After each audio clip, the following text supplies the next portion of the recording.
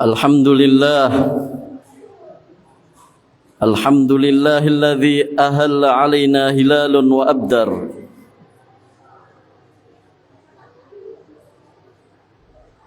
wa arkama alaina sahabun wa amtar wa ambata lana nabatun wa azhar. أشهد أن لا إله إلا الله وحده لا شريك له الملك العظيم الأكبر وأشهد أن سيدنا ومولانا محمدا عبده ورسوله الشافئ يوم المحشر. اللهم صل وسلم على سيدنا ومولانا محمد النبي الذي قد غفر الله له ما تقدم من ذنبه وما تأخر وعلى آله وأصحابه الذي أذهب عنهم الرجس وطهر. أما بعد فيا عباد الله أوصيكم ونفسي بتقوى الله فقد فاز المتقون.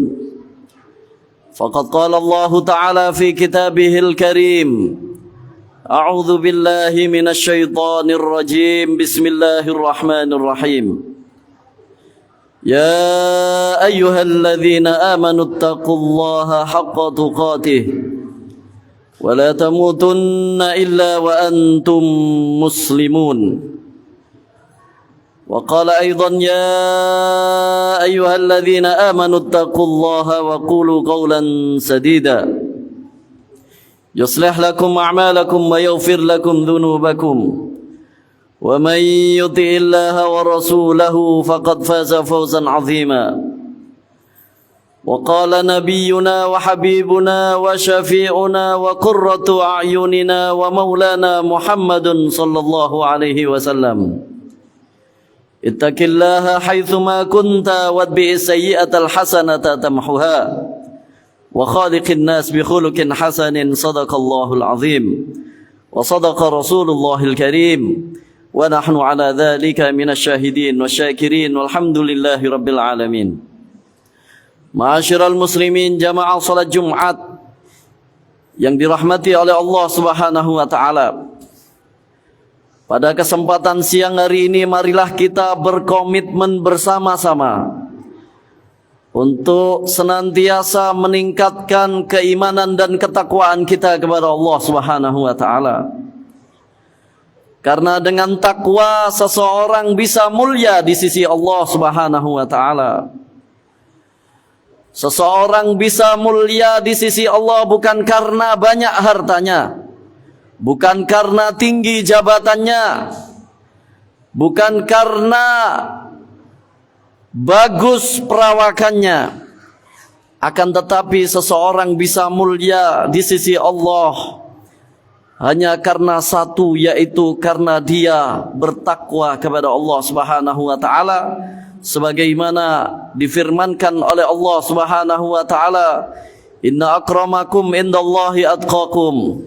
Sesungguhnya orang yang paling mulia di antara kamu semua, orang yang paling mulia di antara kita semuanya adalah dialah orang yang paling bertakwa di sisi Allah Subhanahu wa taala. Oleh karena itu, ma'asyiral muslimin, pada kesempatan siang hari ini marilah kita tingkatkan ketakwaan kita kepada Allah Subhanahu wa taala dengan melaksanakan segala perintah-perintahnya Allah dan menjauhi segala larangan-larangannya Allah. Kita berharap, kita memohon kepada Allah, mudah-mudahan kita dijadikan oleh Allah Subhanahu wa taala menjadi hambanya yang mulia di sisi Allah, menjadi hambanya yang beruntung di dunia maupun di akhirat. Amin ya rabbal alamin. Ma'asyiral muslimin yang dirahmati oleh Allah Subhanahu wa taala, setelah kita melewati bulan Ramadan, sekarang kita berada di bulan Syawal. Akan tetapi ma'asyiral muslimin, bulan Ramadan yang sudah kita lewati, yang sudah kita isi dengan kegiatan-kegiatan positif dan ibadah-ibadah dan amal soleh, apakah kemudian kita menjadi seorang hamba yang hanya beribadah di bulan Ramadan? seorang hamba yang hanya beramal soleh di bulan Ramadan saja.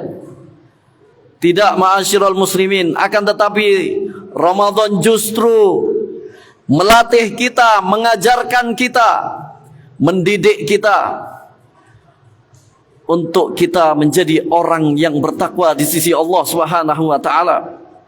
Bagaimana tidak, makanan-makanan yang halal dan minuman-minuman yang halal aslinya, ketika itu mulai terbitnya fajar sampai terbenamnya matahari menjadi haram. Dan kita pun bisa, alhamdulillah, bisa menahan itu semuanya. Padahal itu makanan halal, ma'asyiral muslimin. Perbuatan-perbuatan atau sesuatu yang aslinya halal kemudian menjadi haram di bulan Ramadan. Kalau kita, ma'asyiral muslimin, di bulan Ramadan kemarin bisa meninggalkan yang halal, apalagi yang haram, maka pastinya didikan Ramadan setelah kita melewati bulan Ramadan ini adalah tentunya yang halal saja bisa kita tinggalkan. Tentunya yang haram, makanan-makanan yang haram, minuman-minuman yang haram, perbuatan-perbuatan yang haram pun harus sebenarnya kita bisa kita tinggalkan. Ma'asyiral muslimin yang dirahmati oleh Allah Subhanahu wa taala. Di dalam kitab Madzahib Tarbiyah disebutkan bahwasannya kita sebagai manusia diciptakan oleh Allah Subhanahu wa taala, selain diciptakan dititipi 3 sifat. Yang 3 sifat ini selalu ada pada setiap manusia. Yaitu yang pertama adalah sifat ingin mengetahui.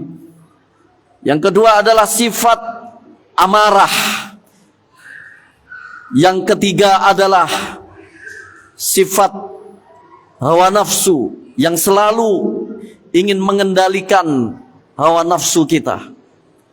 Bahkan Al-Imam Hujjatul Islam, Al-Imam Ghazali di dalam kitabnya menyebutkan bahwasanya kita sebagai manusia ketika diciptakan dan dilahirkan di dunia, Allah Subhanahu wa taala menitipkan kepada kita empat naluri, 4 sifat yang selalu melekat dan ada di dalam diri manusia tersebut. 4 sifat ini, ma'asyiral muslimin, 3 sifat bisa menghantarkan kita kepada kecelakaan kita, bisa mengantarkan kita kepada kerugian besar kita, bisa mengantarkan kita ke dalam neraka, ma'asyiral muslimin. 3 sifat ini yang dititipkan oleh Allah Subhanahu wa taala yang ada pada diri manusia, yang bisa mengantarkan manusia tersebut kepada kecelakaan dan kerugian terhadap diri manusia tersebut adalah, yang pertama adalah sifat bahimah, sifat kebinatangan. Ini ada pada diri kita, ma'asyiral muslimin. Sifat kebinatangan ini ditandai dengan selalu ingin mendapatkan apa-apa yang diharapkan, cita-citanya, tujuannya selalu ingin tercapai, walaupun dengan cara yang tidak benar, walaupun dengan cara yang tidak halal. Inilah manusia. Terkadang kita selalu menggebu-gebu ingin tercapainya sebuah tujuan kita, walaupun caranya itu dengan cara yang salah, asalkan tujuannya tercapai. Ini ada pada diri kita, ma'asyiral muslimin. Yang kedua adalah sifat sabuiyah, sifat kebuasan yang dititipkan oleh Allah Subhanahu wa taala kepada diri kita. Sifat kebuasan ini tandanya adalah yang kuat selalu menang dan yang lemah selalu kalah, walaupun yang lemah itu dalam keadaan benar. Ini pun ada dalam diri kita, ma'asyiral muslimin, sifat kebuasan. Yang ketiga adalah sifat syaitaniyah yang ada pada diri kita. tandanya adalah selalu kita ini mengendalikan hawa nafsu kita yang bisa menjatuhkan martabat kita, menjatuhkan derajat kita baik di sisi manusia maupun derajat kita di sisi Allah Subhanahu wa taala. 3 sifat ini ma'asyiral muslimin dititipkan oleh Allah Subhanahu wa taala untuk kita manusia. Kalau seandainya di dalam diri kita, di dalam keluarga kita, di dalam kampung kita, di dalam daerah kita, ataupun di dalam negara kita, 3 sifat ini mendominasi manusia tersebut, maka tunggulah beberapa hari akan hancur keluarga tersebut, akan hancur kampung tersebut, akan hancur negara tersebut. Hukum-hukum bisa dibeli dengan uang. Manusia lupa dengan kewajiban dan tanggung jawabnya. Kesalahan dan kezaliman akan muncul di mana-mana, dan ketaatan pun akan terabaikan. Ini kalau 3 sifat ini mendominasi di dalam manusia tersebut, menguasai di dalam diri manusia tersebut, maka hancurlah manusia tersebut, hancurlah keluarga dan negara tersebut, ma'asyiral muslimin. Akan tetapi ma'asyiral muslimin, Allah menitipkan 1 sifat yang bisa mengalahkan 3 sifat tersebut. 1 sifat ini adalah sifat rububiyah, sifat ketuhanan yang dititipkan oleh Allah Subhanahu wa taala kepada kita manusia. Tandanya adalah keimanan dan ketakwaan dan kesabaran selalu melekat dalam diri manusia tersebut. Lebih-lebih keimanan dan ketakwaan dan kesabaran yang sudah dididik di dalam bulan Ramadan, maka setelah Ramadan, pasca Ramadan, dia menjadi insan yang muttaqin, insan yang mendominasi sifat rububiyahnya di dalam dirinya, insan manusia yang selalu di dalam perjalanan hidupnya dihiasi oleh Al-Quran, insan yang setiap harinya selalu mengedepankan akhlakul karimah.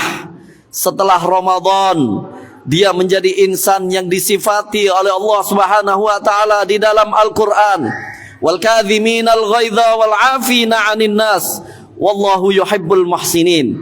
Yang pertama adalah tandanya orang yang menguasakan dirinya, mendominasikan dirinya, di dalam dirinya sifat rububiyah. Tandanya adalah 1 adalah dia selalu sering memaafkan kepada yang lain, memaafkan kepada sesama. Yang kedua adalah dia selalu menahan hawa nafsunya.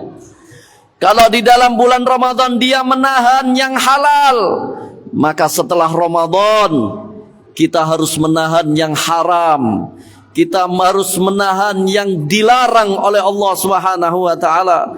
Kalau di dalam Ramadan kita bisa mengerjakan salat tarawih, salat witir, bahkan qiyamul lail, bahkan tadarrus Al-Quran, maka setelah Ramadan sekarang ini ma'asyiral muslimin, dan kehidupan yang mendatang, dan kehidupan yang akan kita lalui bersama ini, maka setelah Ramadan ini kita tidak meninggalkan yang wajib, tidak meninggalkan salat fardu, karena di dalam bulan Ramadan kita bisa melakukan yang sunnah-sunnah. Maka setelah Ramadan tentunya kita tidak akan meninggalkan yang wajib, tidak akan meninggalkan salat fardu, lebih-lebih berjamaah di dalam masjid, ma'asyiral muslimin.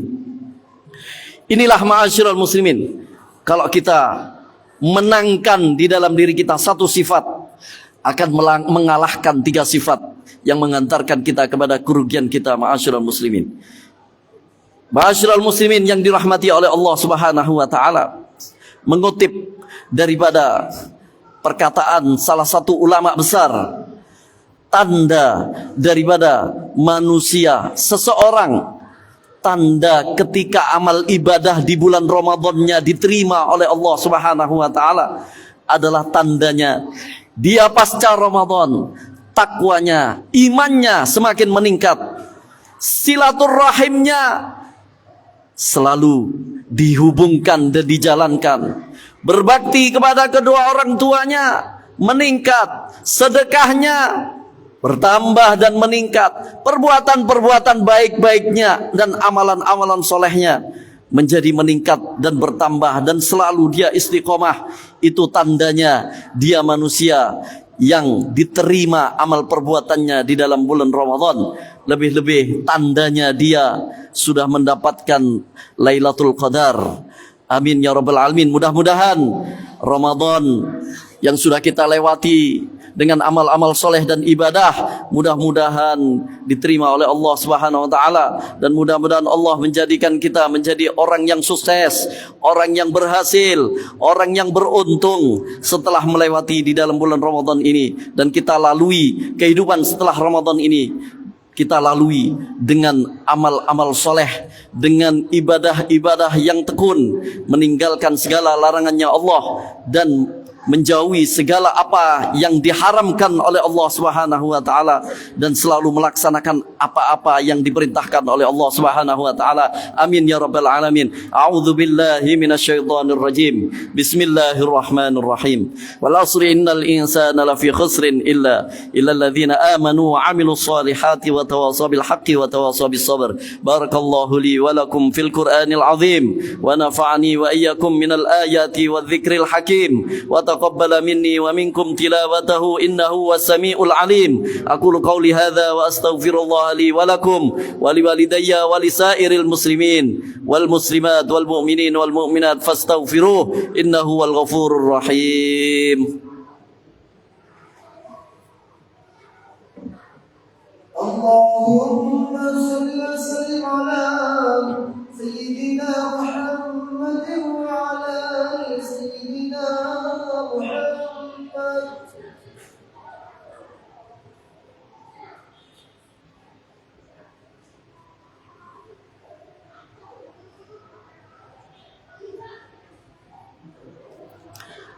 Alhamdulillah ala ni'amih wa syukru lahu ala taufiqihi wa amtinanih. Asyhadu an la ilaha illallah wahdahu la syarika lahu ta'ziman li sya'nih. Wa asyhadu anna sayyidana wa maulana Muhammadan abduhu wa rasuluhu ad-da'i ila ridwanih. Allahumma salli wa sallim ala sayyidina wa maulana Muhammadin wa ala alihi wa sahbihi wa sallim tasliman katsira. Amma ba'du fa ya ibadallah ittaqullaha fima amar وانتهوا عما نهى وزجر واعلموا أن الله أمركم بدأ في بنفسه وثنى بملائكته بقدسه وقال مخبرا إن الله وملائكته يصلون على النبي يا أيها الذين آمنوا صلوا عليه وسلموا تسليما. اللهم صل وسلم على سيدنا محمد وعلى آل سيدنا محمد كما صليت وسلمت على سيدنا إبراهيم وعلى آل سيدنا إبراهيم وبارك على سيدنا محمد وعلى آل سيدنا محمد كما باركت على سيدنا إبراهيم وعلى آل سيدنا إبراهيم في العالمين إنك حميد مجيد. وارض اللهم عن الخلفاء الراشدين سيدنا أبي بكر وعمر وعثمان وعلي وعن بقية الصحابة والتابعين وتابع التابعين وارحمنا معهم وفيهم برحمتك يا أرحم الراحمين. اللهم اغفر للمسلمين والمسلمات والمؤمنين والمؤمنات الأحياء منهم والأموات إنك كريم مجيب الدعوات وقاضي الحاجات وغافر الذنوب والخطيئات يا أرحم الراحمين. اللهم سلمنا والمسلمين وآفنا والمسلمين واعف عنا وعن المسلمين وقنا وإياهم شر مصائب الدنيا والدين. اللهم ادفع عنا وعن المسلمين والمسلمات والمؤمنين والمؤمنات الغلاء والبلاء والوباء والزلازل والربا والفحشاء والمنكر والقرآن والطاعون ونحوه والمحن ما ظهر منا وما بطن وأن أهل بلادنا إندونيسيا خاصة عن البلاد سائر المسلمين عامة. ربنا آتنا في الدنيا حسنة وفي الآخرة حسنة وقنا عذاب النار. وصلى الله على سيدنا محمد وآله وصحبه وسلم. الحمد لله رب العالمين. عباد الله إن الله يأمر بالعدل والإحسان وإيتاء ذي القربى وينهى عن الفحشاء والمنكر والبغي يعظكم لعلكم تذكرون. اذكروا الله العظيم يذكركم ولذكر الله أكبر.